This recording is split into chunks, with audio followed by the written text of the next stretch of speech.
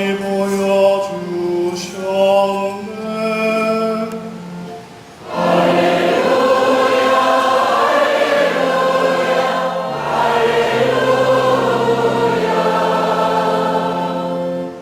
주님께서 여러분과 함께 마르코가 전한 거룩한 복음입니다. 5장 21절에서 43절까지의 말씀입니다.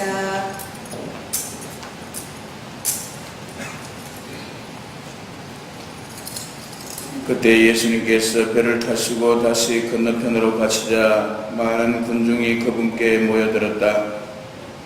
예수님께서 호숫가에 계시는데 야이로라는 한 회당장이 와서 예수님을 뵙고 그분 발 앞에 엎드려 제 어린 딸이 죽게 되었습니다. 하셔서 아이에게 손을 얹으시어 그 아이가 병이 나 다시 살게 해주십시오 하고 간곡히 청하였다. 그리하여 예수님께서는 그와 함께 나서셨다. 많은 군중이 그분을 따르며 밀쳐댔다. 회당장의 집에서 사람들이 와서는 따님이 죽었습니다. 그러니 이제 스승님을 수고롭게 할 필요가 어디 있겠습니까? 하고 말하였다. 예수님께서는 그들이 말하는 것을 곁에서 들으시고 회당장에게 말씀하셨다. 두려워하지 말고 믿기만 하여라. 그리고 베드로와 야고보의 동생 요한 외에는 아무도 당신을 따라오지 못하게 하셨다. 그들이 회당장의 집에 이르렀다.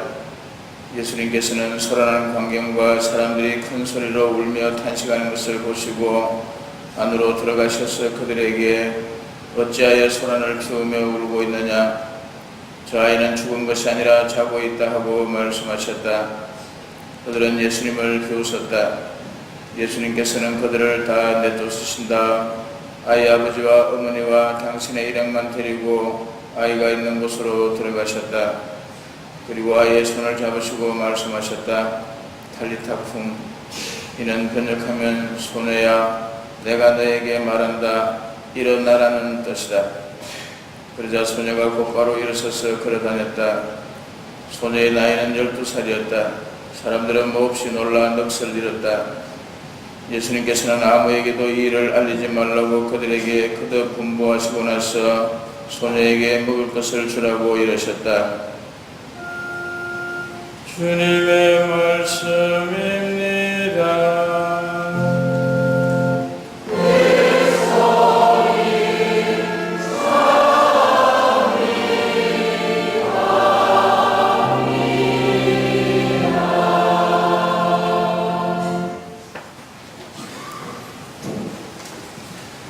예수님,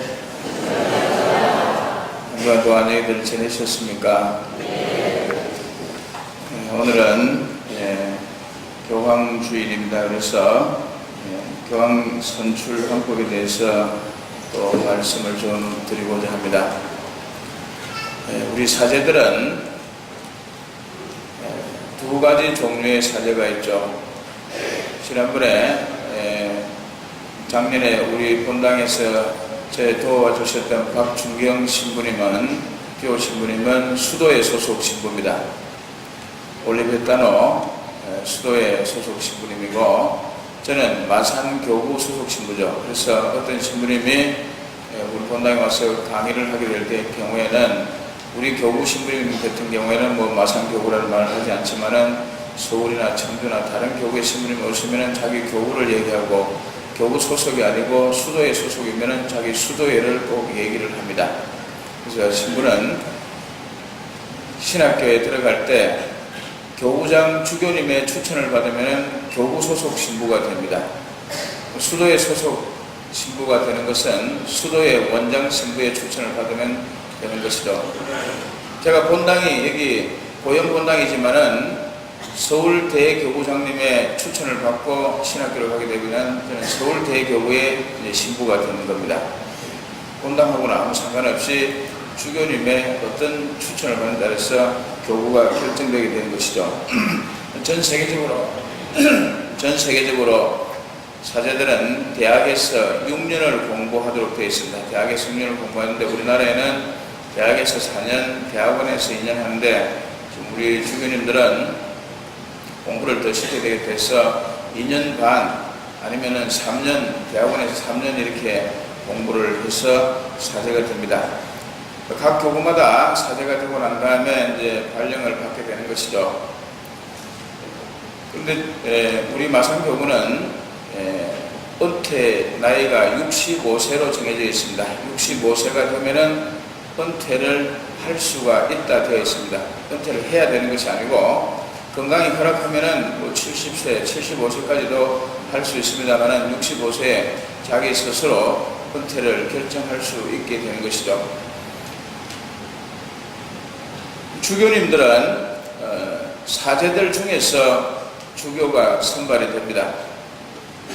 사제들 중에서 수도에 소속 사제든지 교구 소속 사제든지 상관없이 선발이 되는데 교구장 주교는 만 75세가 되면은 교구장직에서 사임을 해야 됩니다.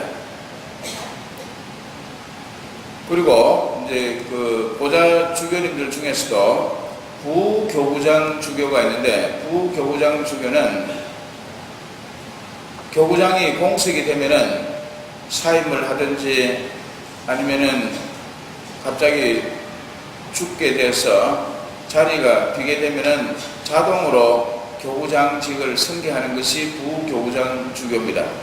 보좌 주교는 보좌 주교 그 자체로서 선임자가 공석이 된다고 해서 교구장직을 승계할 수가 없습니다.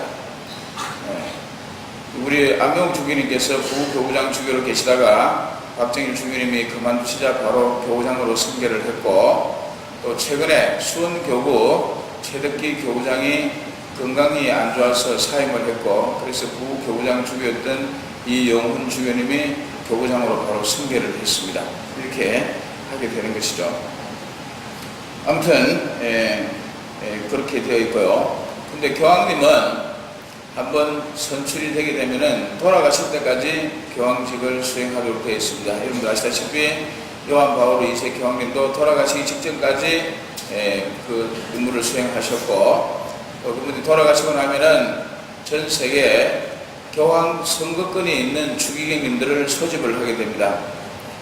전 세계적으로 추기경님들이 한 200명 정도 되는데, 연세가 많으신 분들은 판단력이 좋지 않기 때문에 또 로마까지 가서 선거에 참여할 수 없기 때문에 제가 알고 있기는 80세가 되면 자동으로 교황 선거권이 박탈이 됩니다. 80세 이전에 추기경님들이 교황님이 돌아가시면은 로마에 가서 성 시스틴 성당에 들어가게 됩니다. 성 시스틴 성당에 들어가게 되면은 선거권을 가지고 있는 추기경님 다 들고 나면은 밖에서 문을 잠가버립니다. 그걸 꽁클라베라고 라틴말로 하는데 영어로는 close 한다 이런 말이 되겠죠. 그러면은 밖에 있는 사람이 안으로 들어갈 수도 없고 안에 계신 분들이 밖으로 나올 수도 없습니다. 완전히 차단된 가운데서 밖에서 음식을 넣어주고 그래서 하루에 여러 차례 기도하고 교황 선거를 하게 됩니다. 그런데 교황 선거는 입후보자가 없습니다. 전 세계 120명이 넘는 교황 추기경님들이 모여서 입후보자도 없이 선거를 하기 때문에 교황 선거가 제일 오래 끈 적이 1년 6개월이 끈 적도 있습니다. 아무튼 그렇게 해서 자꾸 시간이 지나갈 처음에는 고기하고 우유하고 맛있는 것을 많이 주다가 점점 줄여 들어가.